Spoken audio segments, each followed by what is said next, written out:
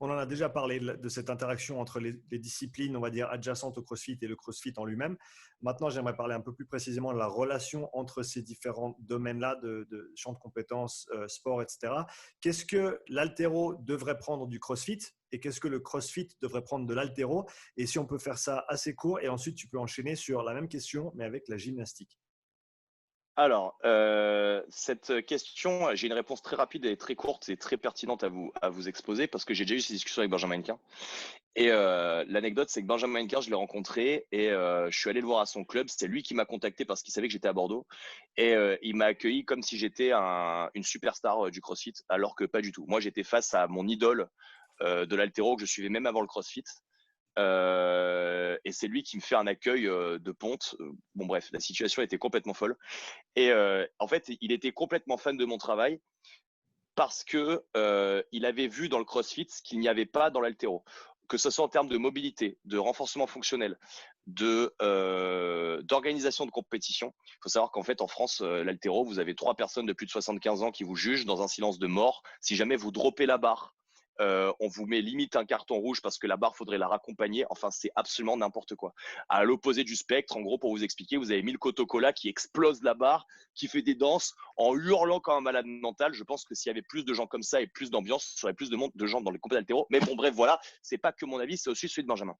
Donc, on s'est posé la question et donc, lui, direct dans la première discussion que j'ai avec Benjamin, il me disait, mais Guillaume, mais bien sûr que ce que tu fais, c'est génial. Et puis, ce que vous faites en CrossFit, c'est génial. Vous avez trop d'avance. La mobilité articulaire, vos échauffements, les trucs que vous faites avec les rouleaux, votre aspect de la mobilité, l'ambiance, l'organisation de compétition, etc. Donc, tu vois, en 5 minutes, je peux te résumer ce que Benjamin Hennequin trouvait de fabuleux dans le CrossFit et qu'il n'y avait pas du tout dans l'haltérophilie. Donc, en termes de discipline, toutes ces Mmh. choses-là peuvent s'échanger. À l'opposé, le CrossFit doit s'inspirer de la discipline, de l'aspect de répétition, du arrêter de faire moins bien que le meilleur qu'on puisse faire. Parce qu'un haltérophile, un vrai haltéro, hein, qui loupe une barre à 80%, c'est un drame. Enfin, moi, j'ai déjà vu Benjamin louper 120 au snatch. Fallait pas trop lui poser une question de merde à ce moment-là parce que je pense que la barre de snatch, vous la prenez dans la tronche. Donc, d'ailleurs, il la loupe, il hurle, il la reprend, il la remet. D'accord. Mais ce côté discipline, ce côté qualitatif Mmh. du geste et de la répétition, un peu martial, que j'adore dans l'haltérophilie, Mmh. je pense que les crossfitters devraient s'en préoccuper. Pour la gymnastique, j'ai eu cette semaine, 3 semaines à ma salle, Thibaut Soubera, qui sort donc de 28 ans de gymnastique, que j'ai eu le plaisir de découvrir sur Instagram et que j'ai le plaisir de faire développer actuellement en France sur sa spécialité de gymnastique. Donc le bonhomme a bientôt 30 ans, dont 28 ans de gymnastique. Ça calme quand même, ou 28 ans et 25 ans de gymnastique. Enfin, un ratio comme ça, un truc assez monstrueux. Dont les parents sont profs de gym. Donc vous imaginez le niveau de gymnasticalisation du gonze. Donc ça m'a permis pendant 3 semaines, parce que je lui ai laissé mes classes et je l'ai laissé intervenir sur mes What Holiday, de voir qu'est-ce qui nous manque à nous. En France, on fait trop croire aux gens que parce qu'ils n'ont pas de force, on peut compenser avec de la technique. La Mmh. gymnastique sportive vous explique que c'est faux. Vous n'avez pas la force, ce que j'appelle moi la force de mouvement et la force de position, donc la force motrice, pardon, et la force de position, le gainage, vous ne faites rien en gymnastique. Donc, ce que j'adore avec la gym pure et dure, surtout la gym masculine, parce que c'est des agrès, c'est des trucs de cow-boy, Mmh. euh, ça vous explique clair et net qu'on remplace pas un manque de force par de la technique. Et c'est d'ailleurs un truc aussi dont l'haltéro devrait s'inspirer, puisque moi je vois des gens tirer en haltéro qui sont des purs haltérophiles et qui soulèvent beaucoup trop lourd par rapport à leur force motrice et stabilisatrice, c'est ce qui Mmh. fait que des fois on voit des mouvements de dingue, malgré une belle technique, une superbe élasticité, une superbe explosivité, il n'y a aucun maintien, aucune stabilisation et on a peur pour ces gens.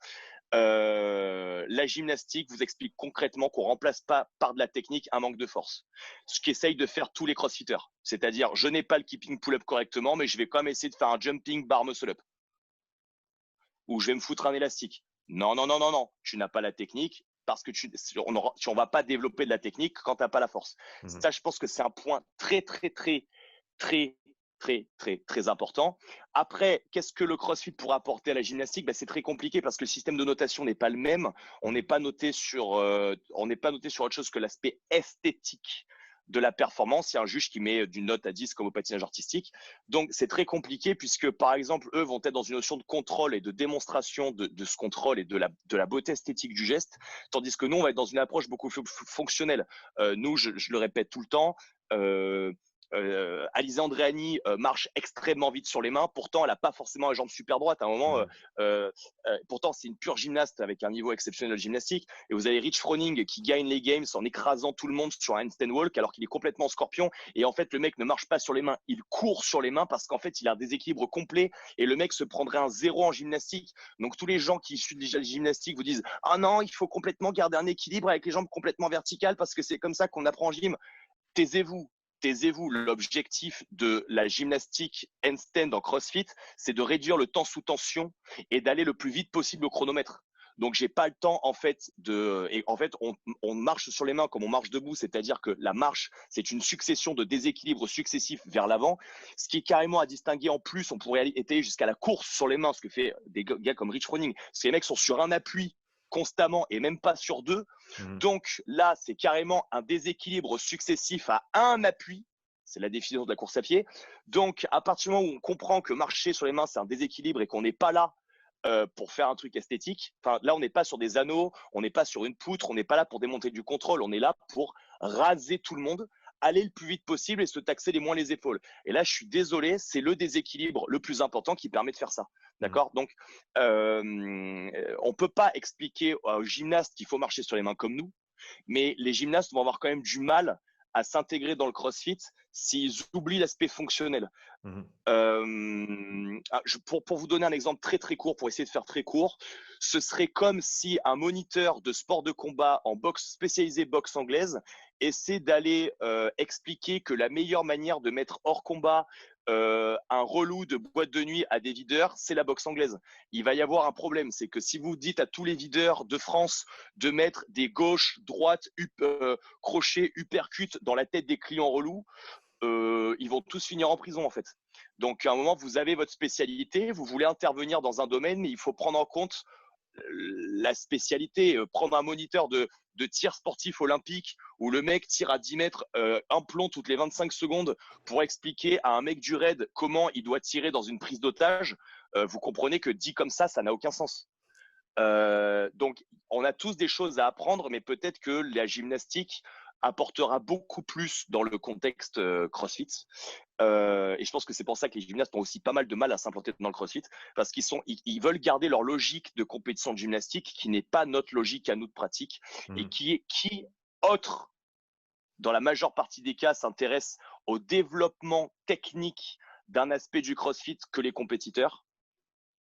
Pas beaucoup. Moi, en général, quand je fais mes stages d'entraînement, je me rends compte que la plupart, dans la grande majorité, sont quand même des gens qui, à leur niveau, mais seraient intéressés un de ces quatre pour faire une petite compétition. Hein. Donc, c'est vrai que si là, vous rentrez dans votre logique compétitive gymnastique, dans notre logique compétitive à nous, il y a un moment où ça ne fit pas.